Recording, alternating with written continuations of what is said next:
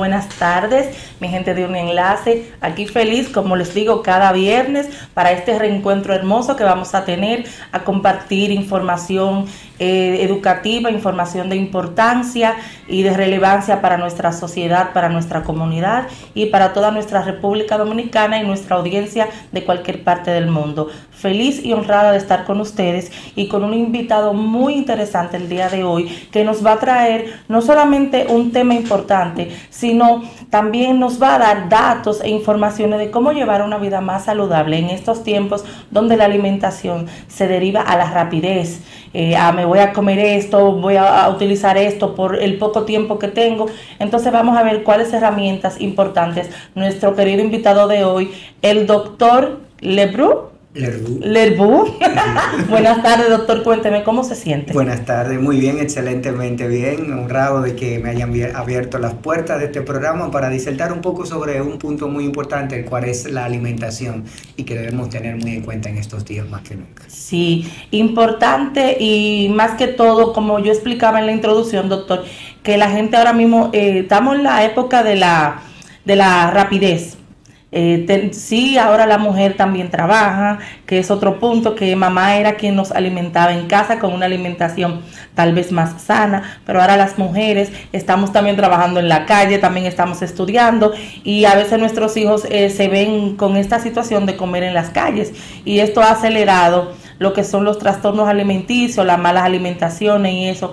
¿Cómo usted puede definir la alimentación de hoy en día en diferencia de la de antes? Sí, realmente hay una diferencia muy marcada y es como tú decías, Jacqueline, realmente el mismo sistema de vida, la rapidez que el trabajo, ha habido un cambio, incluso post pandemia, en la conducta alimentaria incluso de nosotros los ¿Tan rapidito como post pandemia hay un cambio, doctor? Indudablemente, wow. Y es que la gente de por sí se ha adaptado mucho a lo rápido y a lo sencillo. Fíjate que el mundo ha ido evolucionando desde el punto de vista de que todo es más rápido, todo es más asequible y la alimentación, incluso la menos saludable, no está exenta de eso.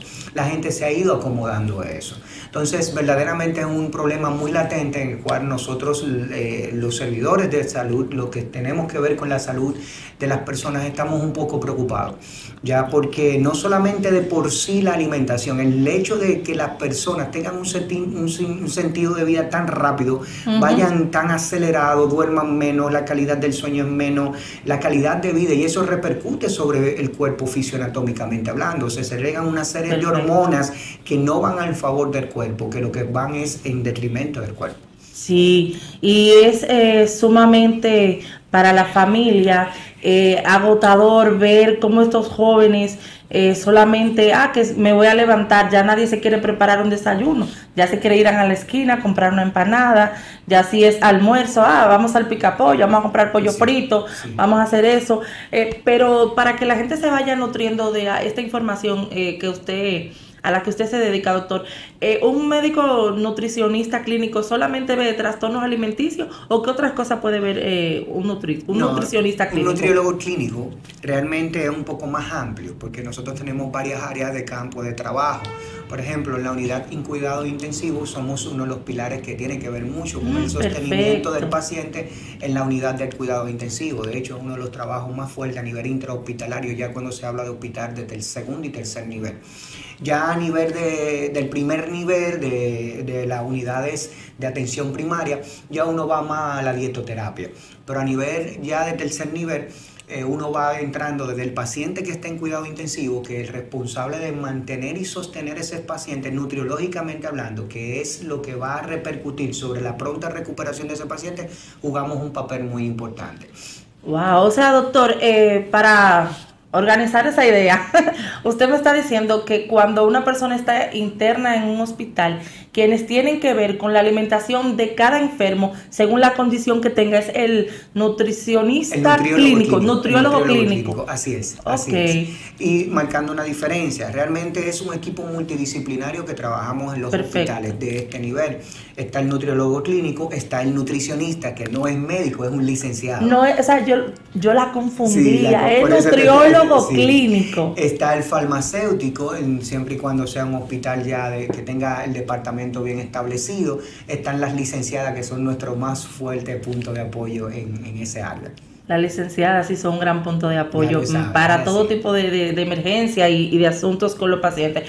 Entonces, doctor, ¿cuáles trastornos post pandemia, cuáles trastornos por la vida tan rápida que estamos llevando ahora, por los estudios, por el trabajo, varios trabajos a veces para sostener una economía tan difícil como la que está actualmente? ¿Cuáles son los trastornos alimenticios que se dan por una vida rápida? Sí, realmente post pandemia no, dentro de la pandemia de hecho el Ministerio de Salud Pública hicimos un sondeo a nivel nacional donde en 100 puntos donde se evaluaron algunos 7,000 y pico de dominicanos y realmente las cifras son alarmantes con respecto al sobrepeso, obesidad, hipertensión y diabetes. Uy. Entonces, son 4 enfermedades, 4 trastornos, 4 patologías que tú ves que están todas directamente y ligadas a la conducta alimentaria de los pacientes o de los dominicanos, digamos. ¿Y ¿no? la edad se ha disparado, doctor? ¿La edad de adquirir estos Sí, tipos de trastornos? realmente a nivel del Ministerio de Salud, en combinación con el Ministerio de Educación, se hizo un estudio hace unos años ya estudiando los niveles de obesidad a nivel de los liceos y las escuelas y fue alarmante. Prácticamente más de un 25% del estudiantado entre 15 y 18 años están cursando con obesidad. 15 años, cuando esa era la edad de nosotros ser así todos, ¿verdad? Así Ser es. flaquito, ya hay obesidad a esa edad. Pero tú lo dices, Jacqueline, cuando tú ves cuando tú ves el pasar de los años, antes tú tenías una sociedad que era más activa, antes tú tenías una sociedad donde los adolescentes, preadolescentes y adolescentes, tú lo veías jugando vitilla, jugando basquetbol, la hembra voleibol, tú lo veías jugando yun, jugando truca, ¿no? Pero ahora tú sales a los residenciales y a las calles y difícilmente tú encuentres. No es que no haya, lo hay. Sí. En las canchas tú vas ahora mismo y quizás puedas encontrar. Pero no hay un porcentaje así como cuando tú decías, wow, yo salía antes a la calle y veía un sinnúmero de gente, o jugando, aquel jugando yun, aquel jugando algo. Pero ahora lo que tenemos es una sociedad de preadolescentes y adolescentes que están adictos a las pantallas. ¿Qué trae eso? Sedentarismo. El sedentarismo tú le sumas la mala conducta alimentaria de por sí, por la transculturación que tenemos nosotros los dominicanos y nos vamos a encontrar con el total de sobrepeso o obesidad en la adolescencia. Señores de Unienlace, oigan lo que les voy a decir. No es que, porque ya, doctor, digamos que las tareas, las clases, las informaciones, regularmente uno las consigue en las pantallas, en los dispositivos, pero como padres somos responsables a que eso tenga un horario, doctor. Claro. Un horario de uso tanto para información y educación como para diversión. Pero esos juegos que, como mencionaba el doctor, salir afuera, correr, tener, porque el sol también es muy necesario para la piel. Y estamos siendo muy sedentaristas y dentro de casa. Y nuestros adolescentes en habitaciones, doctor. 2 puntos quiero tocar sobre ese comentario que acabas de hacer. Por ejemplo, ya sociedades como Suecia están volviendo al tiempo antiguo. Van a sacar las pantallas de las salas. ¿Por qué? Porque hicieron, y Francia lo está sopesando ya, porque ya hicieron comparaciones del rendimiento de los niños, los adolescentes y los jóvenes ahora en los tiempos postmodernos con pantalla y sin pantalla y se han dado cuenta que lamentablemente no le ha dado el resultado esperado, bajando los niveles en cuanto a los niveles de desarrollo intelectual de sus niños y adolescentes. En el otro orden es el sedentarismo, como tú decías, esto no aplica y nos suma más al sedentarismo. Tenemos jóvenes adictos a las pantallas que son por ende más sedentarios, por ende eso es un plus que se suma para esas enfermedades. Por eso estamos viendo incluso, lamentablemente, da pena decirlo, lo que nunca yo esperar, un adolescente de algunos 15 años siendo diabético y el número sigue aumentando constantemente. Y el que no me lo refieren por diabetes per se, me lo están refiriendo por una prediabetes, ¿no? Entonces vemos una sociedad que se está embaucando a las cosas que lo que promueven es la enfermedad y no la salud. La adicción a las pantallas, el sedentarismo, el estrés de por sí, como te dije al inicio, hay una serie de hormonas, de catecolaminas que se liberan cuando una persona está estresada que promueven la acumulación de grasa y el desorden hormonal en nuestro cuerpo. Doctor, entonces, un adolescente que llegue a su consulta con diabetes a los 15 años, ¿qué tiempo estimado tiene de avance? Porque cuando un adulto le llega la diabetes, dígase 45 años, 50 años, en ese intervalo de tiempo, pues se ve asustado porque entiende que se le agota el tiempo de vida. Y un adolescente de 15 años, ¿qué intervalo de tiempo tiene de progresión de esa enfermedad? Si realmente no pudiéramos decirte un punto de corte donde yo te puedo decir, este niño tiene tanto tiempo, porque recuerda que hay dos tipos de diabetes. Está la diabetes sí, juvenil, claro. que es por un asunto prácticamente genético per Genético. se, de autoinmunidad, y está la diabetes tipo 2. Cuando hablamos ya de diabetes tipo 2 en adolescentes, y vemos la historia, vemos primero el ende genético, factores genéticos. Tienes algún familiar directamente que es diabético, y está el otro factor, es un adolescente que regularmente es obeso, regularmente es muy sedentario y prácticamente ya las reservas de insulina y está haciendo una resistencia a los carbohidratos y comenzó a desencadenarse ya lo que es la diabetes per se. Wow, doctor. Entrando en el tema de los adolescentes, y algo que hay que puntualizar mucho, mi gente de Unienlace, que no solamente la obesidad, también hay jovencitas, y tengo una amiga que tiene una niña de 17 años, ya casi una jovencita adulta, pero ella tiene desde los 14 años sufriendo este trastorno de como atracones, Sí. y luego vomitar porque se siente culpable. ¿Esto se le llamaría bulimia? Bulimia. ¿O estos serían atracones per se? No, es la bulimia. Cuando tú ves que ya tenemos estos adolescentes per se que comienzan a hacer esta conducta, nosotros en el mundo de la nutrición o en el área de la nutrición, es una paciente bulímica. Ya ahí lo que entraría en juego es, esta paciente tiene que ser manejada por un equipo multidisciplinario. No entraría en juego solamente el médico especialista en nutrición, que soy yo, diríase, sino que debe entrar en juego ahí un terapeuta. El área de la salud mental, para ¿verdad? tratar lo que es la salud mental, porque son regularmente jóvenes o adolescentes que vienen con algún tipo de trastorno y se inclinan a esta conducta reflejando el trastorno que vienen arrastrando. Entonces, cuando tú ves la historia familiar de esta paciente, cuando tú ves la historia de los trasfondos, hay algo que viene de base, que lamentablemente nuestro sistema debería detectarlo desde la niñez. Porque para eso debe estar en los sistemas activos siempre, sea el pediatra, que haya un sea seguimiento, los ¿verdad maestros, que sí? que tengan el pleno conocimiento cuando los portones de alerta en esa jovencita debieron activarse. Entonces, ya cuando esos pacientes nos presentan esa conducta, lamentablemente en nuestra sociedad se da mucho el caso del yo. De que yo soy el nutriólogo, yo soy el especialista y yo no. Fíjate que en países como Chile, donde los sistemas funcionan, donde son estándares y son de referencia para nosotros, en países como Brasil, todo este tipo de trastornos es manejado por un equipo de hasta de 4 o 5 especialistas.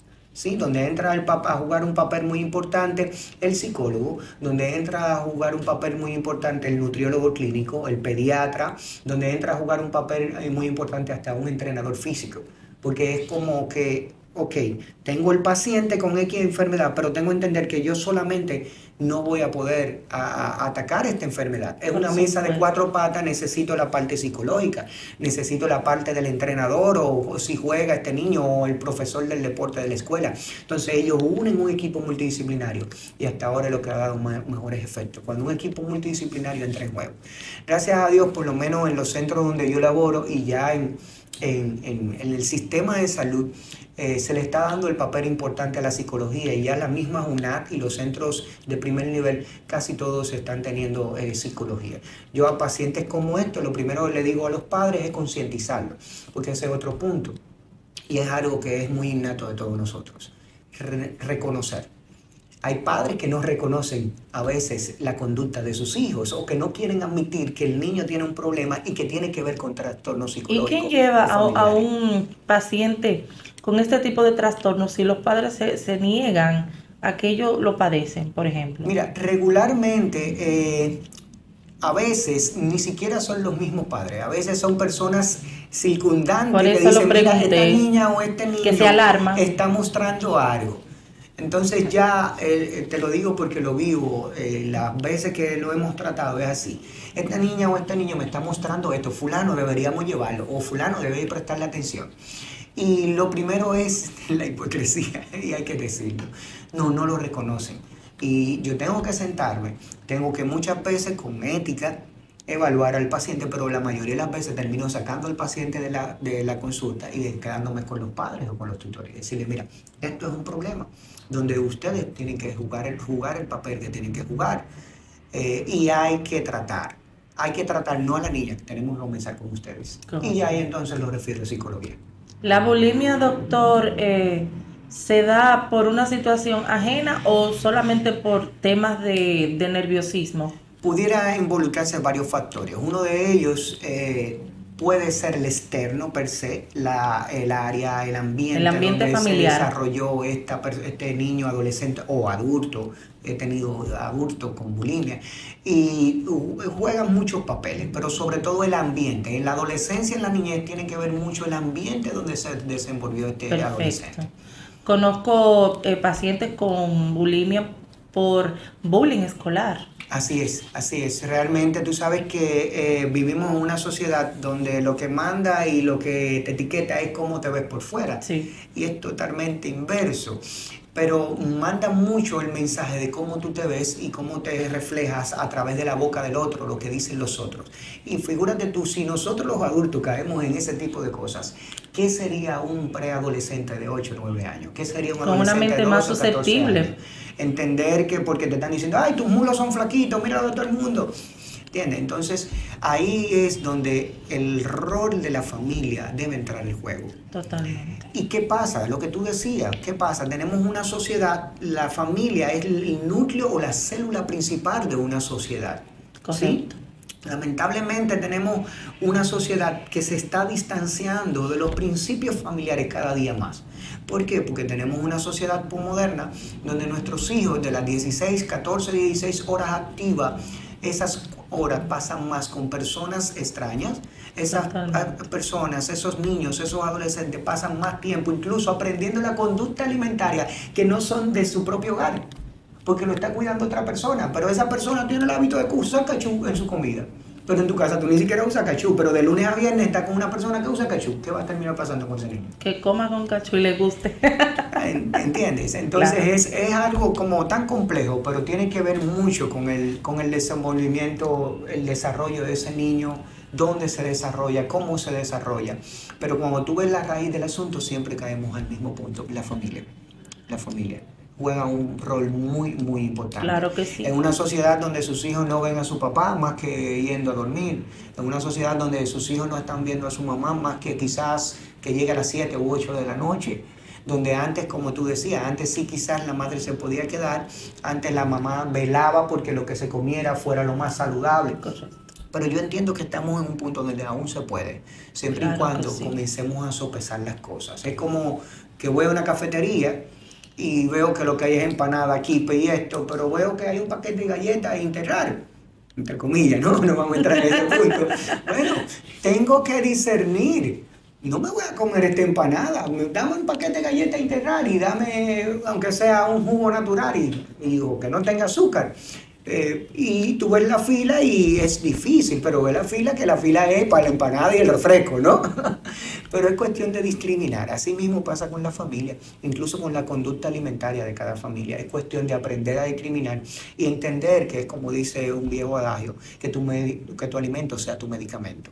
Que lo que hoy estemos comiendo sea en promover y en mantener y llevar a nuestro cuerpo a salud y no a enfermedad. Doctor, ¿y qué, ya para cerrar con la bulimia, pero no quería dejar de hacer esta pregunta, aparte de la bulimia en sí, ¿puede acarrear otra enfermedad este trastorno? Sí, Cuéntenos. sobre todo las primeras señales que muestra es los trastornos o las variaciones en el peso, pero yéndonos quizás un poco más profundo, entran los trastornos gástricos más que otra cosa. Wow. Son personas que tú ves que te comienzan a hacer reflujo gástrico per se, te desarrollan una gastritis, te desarrollan incluso problemas en la dentadura, que si es un paciente que se evalúa cada 6 meses, su odontólogo está observándolo y ve cambio en el esmalte, dice, espérate, aquí hay algo que no me está encajando. Y desde que se activa alguna de las señales en el sistema de salud, el sistema de salud debe entrar en juego. Y el odontólogo identificar, ven acá, pero el martes de esta preadolescente, 12 años, me vino con cambio del peso a los últimos 6 meses, pero veo el esmalte más desgastado, veo signos de que hay un cambio de acidez en la boca y demás, veo la mucosa bucal. Psicología. Llamó al papá, mira, hay que prestarle atención a esta niña. Entonces, es cuestión de y sangrado, no se puede ser. Pudiera darse, sí, gingivitis, no es mi área, pero pudiera darse, ¿no? Porque digo sangrado gástrico. Gástrico, claro. Tú sabes que al tú estimular los vómitos per se, El pH del estómago no es el mismo al de la boca. Las microvellosidades del estómago van variando en su tamaño, puede lesionar la mucosa per se, puede presentarse un sangrado gastrointestinal alto o incluso un sangrado gastrointestinal bajo. Wow. Doctor, ¿y qué tan peligrosa, aparte de la bulimia, pudiese ser la otra cara del enemigo para una familia, la anorexia? La anorexia, realmente esa no se sabe realmente. Incluso hay patologías que van combinadas. ¿Esta pudiese combinarse, se pueden doctor? combinar. Hay pacientes que entran en un estado Madre mía. de bulimia anoréxica per se. Realmente las personas en este mundo, en esta sociedad donde lo que se está estimulando es el estereotipo de persona esbelta, perfecta. Tuve el honor de una vez tratar a unas modelos y lamentablemente el mismo sistema impulsa a la misma presión social. la presión psicológica per se. Entonces tenemos dos puntos, tenemos el problema psicológico y tenemos el problema fisiopatológico en cuanto a la anorexia.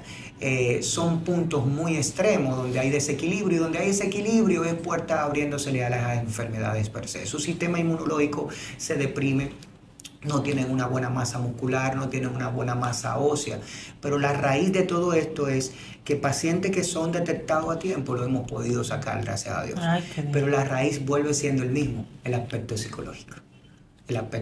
Sí. Entonces, sí, estos jóvenes hay que tratarlos psicológicamente, regularmente, incluso casi siempre llegan primero al psicólogo por depresión. Sí, va muy de la mano con lo que es la depresión. Falta de identidad, una serie de cosas. Regularmente también hay mucho... Que no tengo ánimo de ir a la escuela, que no tengo ánimo de bañarme, que no tengo ánimo de salir a compartir con mis amigos. ¿Qué problema de papá? ¿Qué problema de mamá? Separación, divorcio. Y siempre cuando tú ves hay una raíz que el asunto comenzó con un aspecto psicológico antes que fisiológico per se. Sí. ¿Y con lo de la anorexia, acarrea alguna otra enfermedad? Sí, realmente es lo que te digo, su sistema inmunológico regularmente de estos pacientes está totalmente deprimido. Tenemos conocimiento y hemos tenido conocimiento de pacientes. Yo me imagino esa defensa, doctor, que hay una gripe en el aire, lo que sea, y esa defensa abarca todo. Tuvimos un caso incluso de deformidad ósea y demás. My God. Sí, realmente.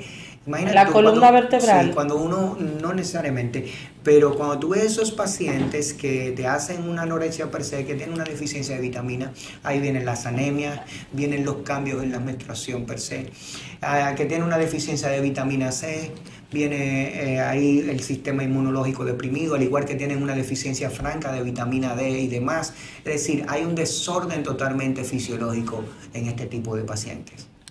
Ay, padre. Que cuando le llegan pacientes a usted con estos trastornos, donde la ingesta de comida se les hace difícil, uno le dice a un buen dominicano que no es comelón, que no come, que no le gusta comer, deja todo, no solo estos niños que dejan los vegetales, no, estos niños que no quieren comer nada. ¿Cómo cómo se le trabaja a un niño de esto, doctor? Realmente tendríamos que diferenciar, porque tú sabes que hay unas edades per se de que los niños no te gustan comer, que es que comienzan a hacer mañas. Realmente hay que hacer una muy buena diferencia. Ahora bien, ya cuando hablamos de una anorexia, algo totalmente distinto. Tú ves los cambios en la fisioanatomía del adolescente, del joven, tú lo ves muy marcado. Tú ves verdaderamente una persona que desde tú verlo, tú dices, no, para la edad, para la estatura de esta niña está desnutrida. Entonces, regularmente los pediatras se dan muy de cuenta. A veces los familiares lo pasan por alto y entienden que no come. Y es como te dije al inicio, a veces alguien fuera del entorno que tiene que activar el sistema per se. Hay muchas consecuencias per se de esos trastornos. Aparte de la psicológica, el primero es, y una de las cosas que debemos tener en cuenta es la sobrealimentación de estos pacientes. Tenemos que trabajar primero el aspecto psicológico, pero tenemos que evitar lo que es la sobrealimentación, porque una sobrealimentación te puede matar un paciente como una desnutrición per se. Entonces eso es algo que nosotros como especialistas en el área tenemos que tomar en cuenta. ¿Cómo una persona que coma de más puede tener No, resultados fatídicos. no, estos pacientes anoréxicos, por ejemplo, cuando comenzamos a activar el sistema, activamos el sistema psicológico, pero tenemos que el nutricionista y el nutriólogo ir muy de la mano sobre respecto a la cantidad de alimentos que le vamos a dar y el tipo de alimento que debemos darle. Porque hay el síndrome de la sobrealimentación. La sobrealimentación te puede encharcar a un paciente y te puede llevar a la muerte a un paciente. Es decir, lo primero es que el psicólogo o los terapeutas entren en juego, entrar en concientización a este paciente. Lo segundo es entonces, nosotros como en el área de la alimentación, decirle a los familiares, miren, esta paciente me debe comer esta cantidad de esto, esta cantidad de esto y esto de aquello. Porque a veces comienzan a hacer y a darle de todo tipo de alimentos y podemos entonces caer en una sobrealimentación y eso es tan letal como la desnutrición, como te dije anteriormente. ¿Y podrían ser genéticos estos trastornos, doctor? No, hasta ahora no hay estudios clínicos que nos confirmen a nosotros de que este tipo de desórdenes alimentarios o trastornos sean genéticos. Sí puede jugar un factor hereditario desde el aspecto cultural de crianza per se. Sí hemos visto madres que eran con esta conducta que sus hijos comienzan a reflejar esto, ¿sí? Pero eso es como conductas aprendidas. Sí. Son conductas aprendidas más que otra cosa. Yo como psicóloga le puedo decir que pudiese verse en pacientes que tienen depresión y sus hijos, como usted dice, por conducta aprendida, por comportamiento depresivo igual, entonces sí atraen estos trastornos. Así es. Tú como especialista en esa área sabes más que yo que es lo que ven y lo que oyen. Es como que cuando un niño ve que su mamá... marcando la distancia, cuando se siente en presión, se tranca en la habitación. Lo vas a ver. De a la larga o a la corta, ese es un niño que cuando siente el mismo tipo de música. Tú estás oyendo tu entonces, música y ese niño crece oyendo esa música. Psicológicamente hablando, nuestros hijos son una papel en blanco donde quienes vamos tallando y escribiendo, imprimiendo, son las personas en el cual ellos crecen. Y eso es una conducta psicológica bien marcada, ¿no? Se llama conducta aprendida. Entonces, los trastornos alimentarios pueden ser, desde un punto de vista, en un porcentaje de conductas aprendidas. Usted sabe que yo quisiera saber qué tanto hay de cierto de que cuando nuestros niños están en la adolescencia no se les presione con lo de la identidad física. Por ejemplo, si yo tengo una niña de 15, 14 años, 13 años y yo veo que esa niña para su edad, por decirlo así, está un poquito en sobrepeso, es propio de mi parte que yo quiera que ella coma menos o que coma más saludable, o yo debería llegar a donde un especialista como usted en esa área. Lo ideal es ir donde el especialista, pero lo ideal es trabajar el área de la comunicación con tus hijos. Me explico. Todo padre, todo tutor debe tomar en cuenta de que nosotros los seres humanos de por sí vivimos etapas en la vida. Por ejemplo, en nutrición nosotros tenemos niños que nos hacen alones, nos hacen los alones. ¿Qué es los alones? Vemos niños que todos nacen y al primer año son rechonchitos, gorditos, y ¡ay, qué buchito! Pero después vemos que en la etapa de la preadolescencia ellos se alan. Hay un primer alón, después hay un segundo alón. Después vemos que en la preadolescencia incluso las niñas más que todos tienden a engordarnos un poquito. Fisioanatómicamente hablando, el mismo cuerpo nos dice que es perfecto y que se va preparando para cambios hormonales. Entonces es cuestión de comunicación, de sentarte con tu niña y en el lenguaje de tus niñas o de tus hijos, decirle, mira mijo, en la etapa de la vida tú vas a tener cambios. Como tenemos que sentarnos con nuestros preadolescentes, decirle, mira, mijo, a ti te va a comenzar a salir bigotico, tu cuerpo va a cambiar, en un momento dado se va a adelgazar, en un momento dado va a engordar. Eso no es lo que marca la importancia es que tú eres especial desde ya, porque tú eres un ser especial, ¿no? Porque eres un hombre, porque eres una mujer, ¿no? Sí. Doctor, ¿por qué se da esta conducta de vigorexia en el hombre regularmente y más en el hombre que comienza esa adolescencia siendo delgadito, como usted decía? La presión social per se y el medio en el que nos estamos viendo. Cuando tú ves las redes sociales, cuando tú ves los medios, el estereotipo del hombre es aquel que tiene el six-pack, es aquel que tiene 18 de brazos. Usted lo dice y no lo sabe, aquel, se matan por ese six-pack. Es aquel. Yo no sé si tú te has fijado que con el paso de los años los maniquíes fueron cambiando. Yo no sé si tú le Sí, pusiste claro atención a que sí, eso. ya traen Son cuadritos. pocos, ahora los maniquí todos traen brazos de 18 y las maniquí son las tipo Barbie, que son fisiológicamente hablando insostenibles, una Barbie. Totalmente. Porque cuando tú haces los cálculos, te dices, ¿cómo esta mujer puede tener unas piernas así y un abdomen así? Es imposible. ¿Cómo se Entonces, la describiría la vigorexia? mira, realmente la vigorexia per se es ese sentido que tiene el paciente y ese trastorno de que aún estando en condiciones Estables. estables, entienden que se ven menos de lo que son realmente. Y son pacientes que se inclinan al ejercicio extremo y la gran mayoría termina usando incluso sustancias como En psicología le esteroides, llamamos dismorfia. dismorfia. Te ves bien y encuentras que todavía te falta, te falta. Y son la mayoría, en la gran mayoría, sobre todo en hombres, y ahora en mujeres estamos viendo mujeres que no están llegando a la consulta con trastornos hormonales per se por el uso de sustancias, que esteroides y eso, por tratar de llenar ese vacío el trastorno de la imagen. Sí, porque ahora los gimnasios están llenos, doctor. Es que ya no es. Qué bueno que están llenos. Lo que da pena es que no lo hacen en el sentido de salud. Muchos de los que están, la gran mayoría, está haciéndolo, pero lo está haciendo es más por el cómo me veo, cómo me ve el otro, que dirán si la ropa me ve bien, pero no lo están haciendo en el sentido salud per se, ¿entiendes? Y ese es el gran problema. Que si lo hiciéramos por salud, porque ya está comprobado que realmente yo hacer mínimo 3 veces a la semana ejercicio de resistencia o cardiovasculares me previene el que yo no sufra de hipertensión, el que yo no sufra de atosis hepática, el que yo en un futuro no sufra de dislipidemia o demás, sino que lo están haciendo es para cómo me ve el otro, tengo que verme igual que ese, me gusta cómo se ve ese, y es la comparación que es fatal. Y es como que estoy caminando de acuerdo a lo que el otro piensa o la sociedad me va empujando, y no debe ser. Ustedes saben, mi gente de un enlace, que hay un trastorno que lo sufrimos mucho las madres viendo a nuestros hijos. Ellos son que lo sufren, pero nosotras viéndolo, sufrimos mucho este trastorno. Yo quiero que el doctor nos hable.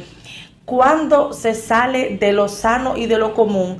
Cuando estos niños tienen este trastorno de pica, que es de comerse tierra, de tragarse objetos, que una bolita de cosas, ¿no? De canicas, Sí. que esto, que ¿cuándo sale de lo sano? ¿Cuándo ya yo debo preocuparme de que no es mi niño o mi niña que está jugando con estos objetos y que por curiosidad se los entró a la boca, sino que estamos hablando del trastorno de pica? De pica per se. Mira, realmente hasta ahora no hay un estudio que no precise. Sí hubo un estudio hace unos años que no decía, por ejemplo, que se hizo estudio de niños que comían tierra y se encontraban deficiencias de minerales en los niños. Es lo más certero que hasta ahora podemos someramente hablar así. Okay. Pero no hay un estudio puntero que nos diga, mira, la pica se produce por esto. Sí, ¿Cuándo ya es el trastorno en sí? El trastorno en sí per se, cuando tú ves que comen cosas que no ha de comer. Por ejemplo, comer jabón. Cuando tú ves un niño comiendo jabón, óyeme. Cuando ya es común verlo comiendo jabón, es a lo que usted se refiere, ¿verdad? Claro, que tú lo ves que tú lo encontraste de que comiendo jabón. Y lo ves la semana próxima y le encontraste un pedacito de jabón. Espérate, aquí hay algo que no está bien con este niño. Pero exacto, porque ellos prueban el jaboncito y ay, es jabonoso, ya no lo vuelven a tocar. Pero que este niño tenga esta conducta repetitiva, entonces ya es un signo de alarma. Sí, doctor. Ya ahí sí realmente debe activarse el sistema y prestarle atención. Realmente no hemos encontrado con casos de pica. ¿En adultos, doctor? En adultos no. En adultos pero regularmente es en niños. Pero hay que prestarle atención porque son trastornos que van muy de la mano con la psicología per se, pero hay que prestarle atención. Enlazando estos trastornos a lo que es nutriológicamente hablando, todavía no hay una luz al final del túnel, así que nos pueda dar una sobre el pica. Sobre la pica. Wow, pero me imagino, doctor, porque no es solamente el jabón, no es solamente la tierra, a veces hasta objetos. Sí, objetos. Entonces esto peligra, si hay un objeto que es punzante, si hay un objeto que peligra el intestino a la hora de la ingesta de estos objetos, pero puede morir el niño. Sí, realmente es peligroso, ya es del área, entraría en el área de gastro per se, pero ahí realmente son de las conductas donde yo entiendo que los que reposan más responsabilidad per se, ya ahí el área psicológica, porque es difícil, bueno, hasta ahora, en hospital de tercer nivel, el caso más complejo que he visto, en los tantos años que ya tengo en la nutriología, fue creo que un niño que tragó un cepillo. Madre mía, doctor. Pero después son casos muy, muy extraños.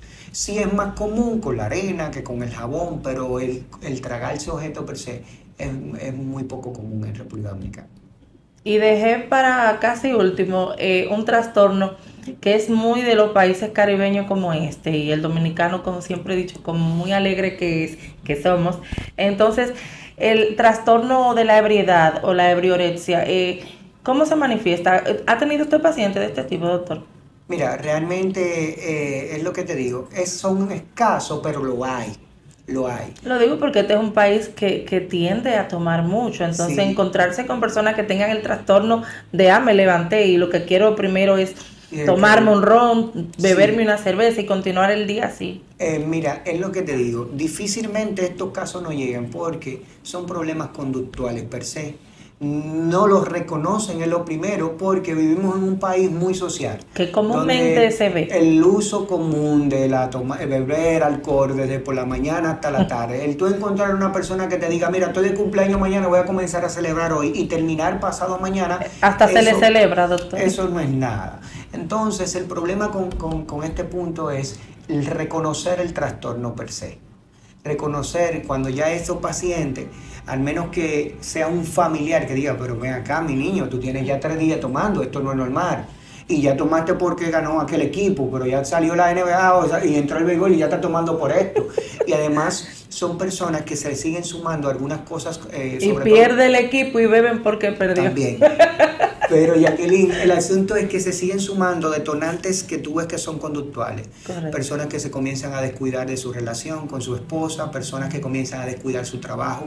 Eso es un punto muy importante, doctor. Cuando viene un descuido en el formato de vida, en tu modus vivendi, ya sea la higiene, tu casa, tu matrimonio, tu hogar, tus hijos, tu trabajo. Entonces, ya nosotros entramos en juego como un último lugar, que es que la gente dice, pero ¿qué es lo que está comiendo? Y eso, pero ya para él llegar a ese punto es porque ya ha tocado los otros puntos, ¿entiendes? Sí, ya ha tocado fondo, doctor. Sí, prácticamente.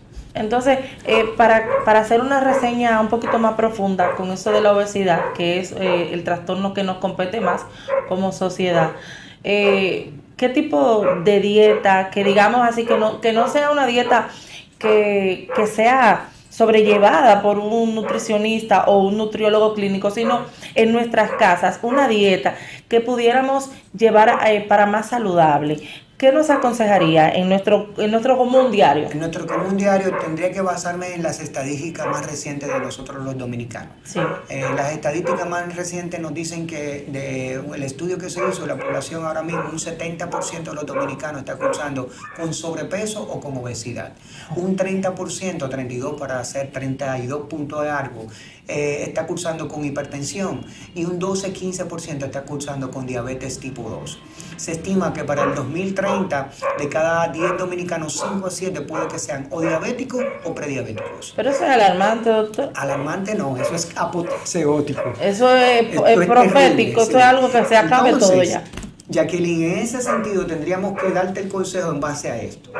¿Qué deberíamos hacer? Comenzar a educarnos y cambiar nuestra despensa y nuestra nevera. Exacto, en eso quería entrar. De alejarnos un poquito más de los alimentos que son muy refinados. Sobre todo el problema del gran dominicano de nosotros los dominicanos, es el tipo de vida que estamos llevando, por la rapidez. ¿Qué tengo que hacer? No, comerme una empanada. O no, comerme un pan con esto y esto. No es que el pan sea malo per se, es del común dominicano. Aquí se consume mucha harina, doctor. Mucha harina, entonces, pizza, empanadas, pan. Yo no sé si tú te has fijado qué tanto se han multiplicado los centros, los restaurantes de comida rápida y pizzerías y demás. Se han multiplicado tanto como los gimnasios, ¿no? Incluso tú ves en avenidas y tú dices, Dios mío, pero aquí no había ni un restaurante de comida rápido, y no caminas 200 metros y te encuentras con 3. ¿Entiendes? Entonces, la comida, los patrones alimentarios de nosotros los dominicanos, lamentablemente para mal han ido cambiando. ¿Por qué? Porque estamos buscando las cosas rápidas y sencillas. Y lamentablemente las cosas, mientras más rápidas y sencillas, menos saludables son, porque te aportan más azúcar, te aportan más sal, son alimentos muy refinados y por ende no nos convienen. Entonces no es bien como el dominicano cree de decir, bueno, yo me voy a comer mi loma de arroz, mi habichuela, mi carne, pero para curarme en salud le voy a poner su ensaladita. Eso no hace nada, doctor. No, haciendo esa loma, ¿verdad que no? La conducta debería ser a que ya las estadísticas nos están diciendo de que la obesidad sigue creciendo vertiginosamente en República Dominicana, de que la diabetes, prediabetes, la hipertensión, el hígado graso sigue multiplicándose, el cáncer sigue multiplicándose y demás. Entonces, ¿qué debemos hacer? Espérate, si mi conducta alimentaria es esta, yo tengo que ir dando los ajustes necesarios, como por ejemplo, en vez de comerme la loma de arroz, yo la loma de arroz la voy a cambiar por una loma de ensalada. Perfecto. Y me voy a comer entonces un solo cucharón de arroz, digamos, ¿no? Son cambios que van a ir a la larga o a la corta, van a comenzar a repercutir sobre tu cuerpo y sobre tu salud. En vez de la empanada per se, ok, déjame prepararme aunque sea, una tostada de pan integral y ponerle quizás que tomate, que ponerle queso sin grasa, que ponerle aguacate, que ponerle a esto un huevo hervido o clara de huevo, un sándwich rápido, hervir 2 o 3 huevos lo que me baño, con una tostada y un vaso de leche descremada, y cuando se quiere se puede. Todo es cuestión de la actitud del paciente. Yo siempre he dicho que el que quiere puede, siempre y cuando tenga la actitud adecuada para hacerlo. Lamentablemente, la gran mayoría comenzamos a hacer los ajustes y los cambios cuando ya está el diagnóstico del hígado graso, cuando ya está el diagnóstico de que tienes una prediabetes, cuando ya está el diagnóstico de que tienes los colesteroles que te pueden producir una aterosclerosis. Wow, doctor, yo tengo esta interrogante porque siempre hay médicos y hay nutricionistas que están de acuerdo con que la grasa es muy peligrosa. Pero hay otro grupo, que es en el grupo donde yo estoy, porque en ese grupo, porque estoy haciendo la dieta cetogénica, que dice que el real peligro es el azúcar. Mira, que las grasas, si son buenas, si son sanas, saludables, pues no son tan peligrosas como el azúcar. ¿Cuál es su punto de vista en esto? Yo entiendo que, y yo me mantengo con la metodología del equilibrio. Si tú le das la cantidad adecuada de azúcar a tu cuerpo, ok, perfecto. Pero también si le das la cantidad adecuada de grasa. Satanizar las grasas es algo incorrecto. Nuestro cuerpo necesita grasa. Claro que sí, estoy de acuerdo totalmente. Pero yo nunca estoy de acuerdo con los extremos. Lamentablemente estas tendencias últimas son muy extremistas.